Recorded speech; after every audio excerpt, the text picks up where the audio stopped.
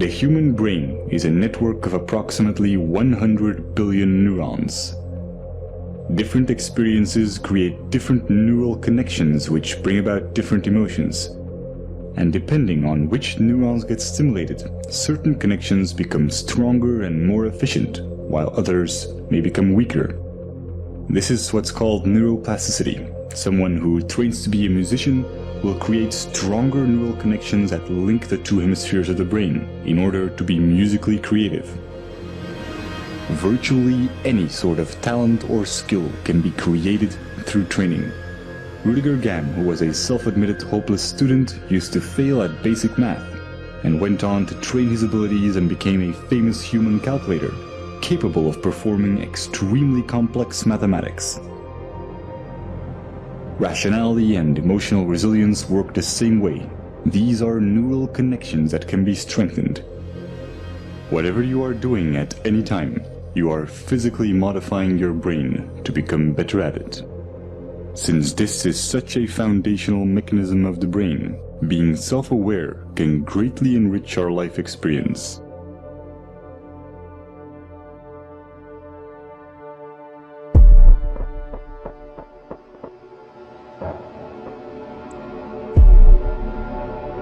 Specific neurons and neurotransmitters, such as norepinephrine, trigger a defensive state when we feel that our thoughts have to be protected from the influence of others. If we are then confronted with differences in opinion, the chemicals that are released in the brain are the same ones that try to ensure our survival in dangerous situations. In this defensive state, the more primitive part of the brain interferes with rational thinking, and the limbic system can knock out most of our working memory, physically causing narrow-mindedness. We see this in the politics of fear, in the strategy of poker players, or simply when someone is stubborn in a discussion. No matter how valuable an idea is, the brain has trouble processing it when it is in such a state. On a neural level, it reacts as if we're being threatened, even if this threat comes from harmless opinions or facts that we may otherwise find helpful and could rationally agree with.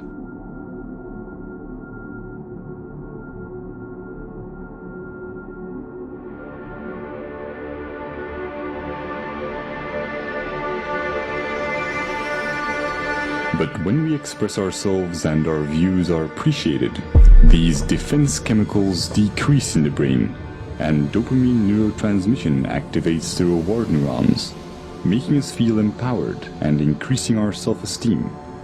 Our beliefs have a profound impact on our body chemistry. This is why placebos can be so effective. Self-esteem or self-belief is closely linked to the neurotransmitter serotonin.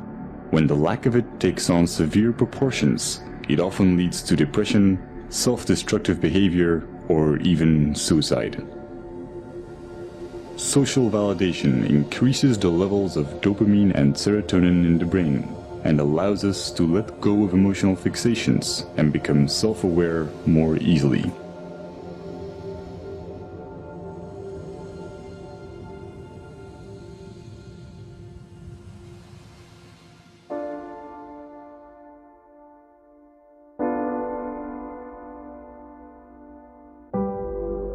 Social psychology often looks at the basic human need to fit in and calls this the normative social influence.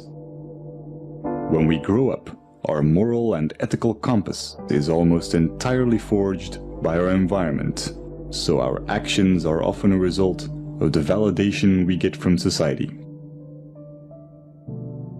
But new developments in neuroscience are giving us a better understanding of culture and identity. Recent neurological research has confirmed the existence of empathetic mirror neurons. When we experience an emotion or perform an action, specific neurons fire, but when we observe someone else performing this action, or when we imagine it, many of the same neurons will fire again, as if we were performing the action ourselves. These empathy neurons connect us to other people, allowing us to feel what others feel.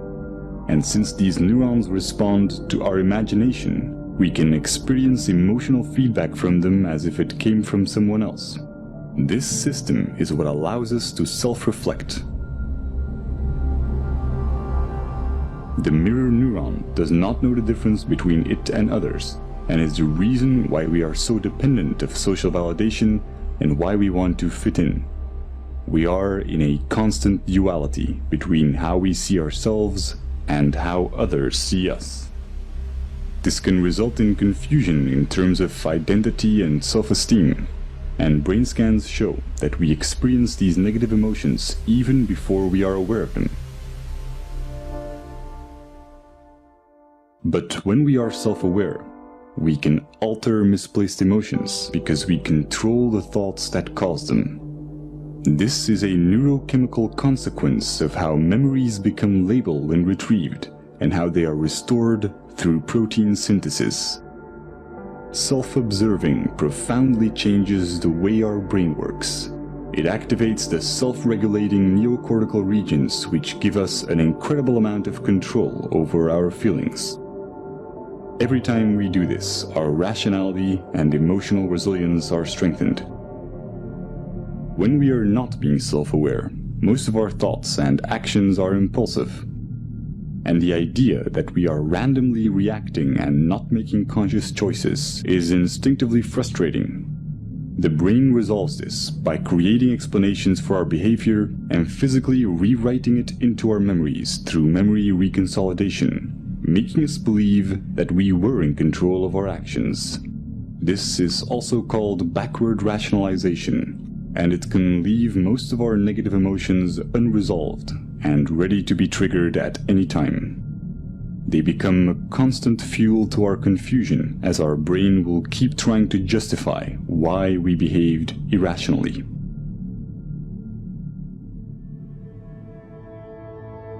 All this complex and almost schizophrenic subconscious behavior is the result of a vastly parallel distributed system in our brain. There is no specific center of consciousness. The appearance of a unity is in fact each of these separate circuits being enabled and being expressed at one particular moment in time.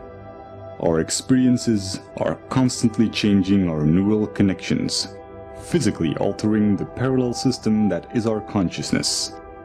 Direct modifications to this can have surreal consequences that bring into question what and where consciousness really is.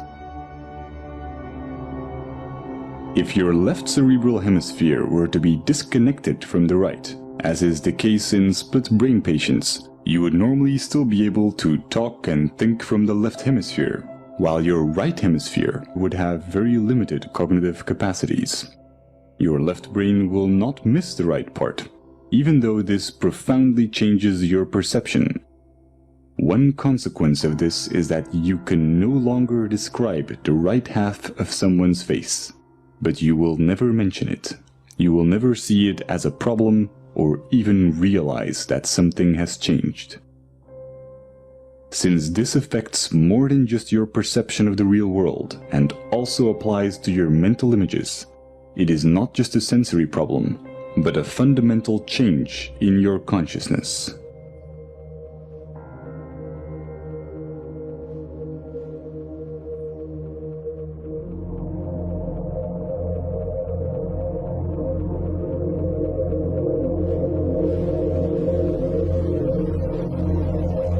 Each neuron has a voltage, which can change when ions flow in or out of the cell. Once a neuron's voltage has reached a certain level, it will fire an electrical signal to other cells, which will repeat the process. When many neurons fire at the same time, we can measure these changes in the form of a wave. Brainwaves underpin almost everything going on in our minds, including memory, attention, and even intelligence. As they oscillate at different frequencies, they get classified in bands such as alpha, theta, and gamma. Each are associated with different tasks. Brainwaves allow brain cells to tune into the frequency corresponding to their particular task while ignoring irrelevant signals, similar to how a radio homes in on different waves to pick up radio stations. The transfer of information between neurons becomes optimal when their activity is synchronized. This is the same reason why we experience cognitive dissonance, the frustration caused by simultaneously holding two contradictory ideas. Will is merely the drive to reduce dissonance between each of our active neural circuits.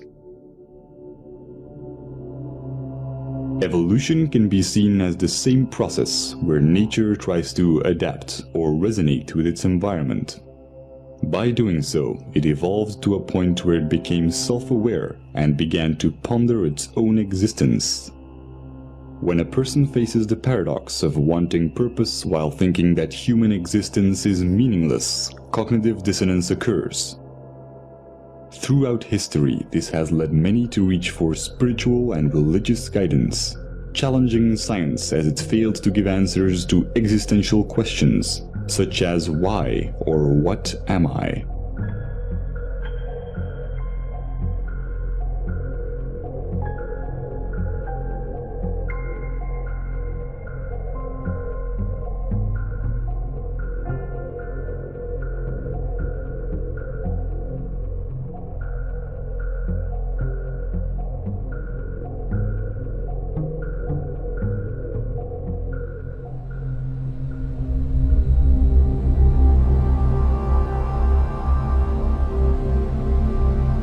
The left cerebral hemisphere is largely responsible for creating a coherent belief system in order to maintain a sense of continuity towards our lives. New experiences get folded into the pre-existing belief system. When they don't fit, they are simply denied. Counterbalancing this is the right cerebral hemisphere, which has the opposite tendency. Whereas the left hemisphere tries to preserve the model, the right hemisphere is constantly challenging the status quo. When the discrepant anomalies become too large, the right hemisphere forces a revision in our worldview. However, when our beliefs are too strong, the right hemisphere may not succeed in overriding our denial.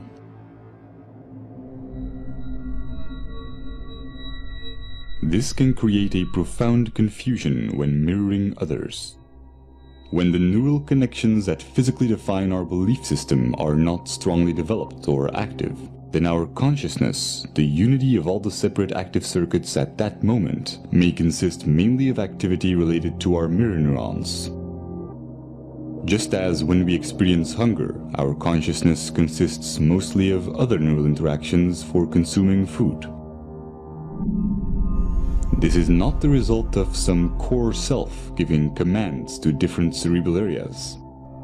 All the different parts of the brain become active and inactive and interact without a core. Just as the pixels on a screen can express themselves as a recognizable image when in unity, the convergence of neural interaction expresses itself as consciousness. At every moment, we are in fact a different image, a different entity when mirroring, when hungry, when watching this video. Every second, we become different persons as we go through different states. When we use our mirror neurons to look at ourselves, we may construct the idea of identity. But if we do this with our scientific understandings, we see something completely different. The neural synergies that produce our oscillating consciousness go far beyond our own neurons. We are equally the result of cerebral hemispheres interacting electrochemically, as we are of the senses connecting our neurons to other neurons in our environment. Nothing is external. This is not a hypothetical philosophy. It is the basic property of mirror neurons, which allow us to understand ourselves through others. Seeing this neural activity as your own while excluding the environment would be a misconception. Our superorganismal features are also reflected in evolution, where our survival as primates relied on our collective abilities. Over time, the neocortical regions evolved to permit the modulation of primitive instincts and the overriding of hedonistic impulses for the benefit of the group. Our selfish genes have come to promote reciprocal social behaviors in superorganismal structures, effectively discarding the notion of survival of the fittest. The brain's neural activity resonates most coherently when there is no dissonance between these advanced new cerebral regions and the older, more primitive ones. What we traditionally call selfish tendencies is only a narrow interpretation of what self-serving behavior entails, wherein human characteristics are perceived through the flawed paradigm of identity, instead of through a scientific view on what we are. A momentary expression of an ever-changing unity with no center. The psychological consequences of this as an objective belief system allow self-awareness without attachment to the imagined self, causing dramatic increases in mental clarity, social conscience, self-regulation, and what's often described as being in the moment.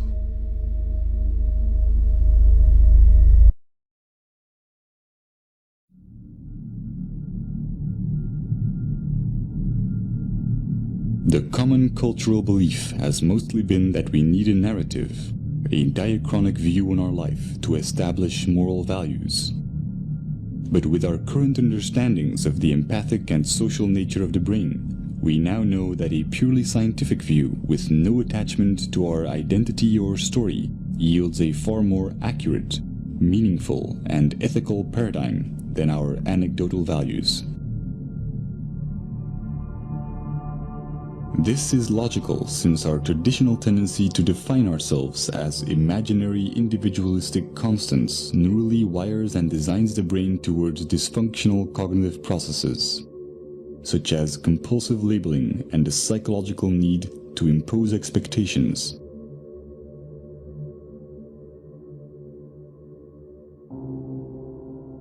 Practical labeling underpins all forms of interactions in our daily lives. But by psychologically labeling the self as internal and the environment as external, we constrain our own neurochemical processes and experience a diluted disconnection.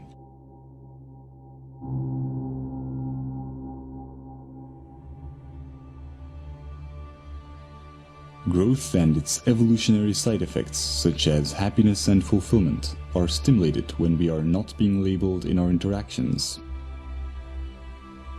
We may have many different views and disagree with one another in practical terms, but interactions that nevertheless accept us for who we are without judgment are neuropsychological catalysts that wire the human brain to acknowledge others and accept rationally verified belief systems without dissonance. Stimulating this type of neural activity and interaction alleviates the need for distraction or entertainment and creates cycles of constructive behavior in our environment. Sociologists have established that phenomena such as obesity and smoking, emotions and ideas spread and ripple through society in much the same way that electric signals of neurons are transferred when their activity is synchronized.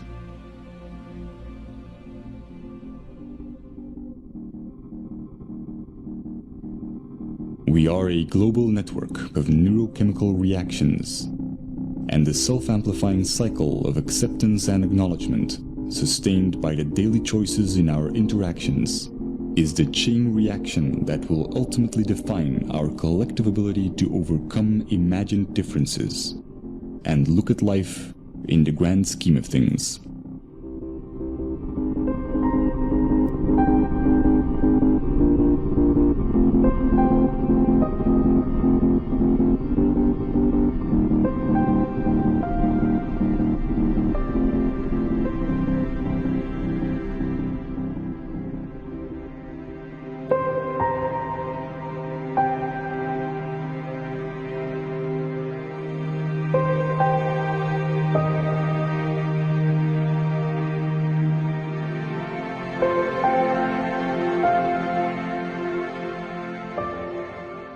In quantum mechanics, we have learned to approach reality differently and see everything as probabilities instead of certainties.